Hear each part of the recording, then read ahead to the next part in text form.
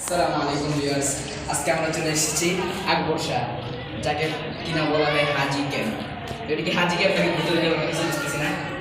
তো আপনাদেরকে আমি দেখাবো, আপনি ডিসাইড করবেন এটি হাজি ক্যাম্প না ভুতুরে ক্যাম্প। তো আমার সাথে আপনি চলে আসেন।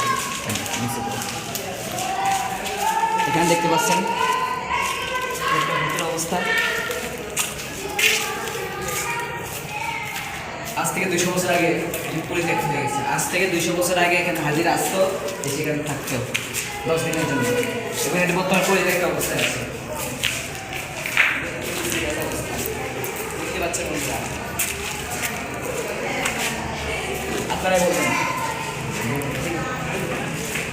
আপনারাই বলবেন এটি হাজি ক্যাম্প না ভুতুরে ক্যাম্প।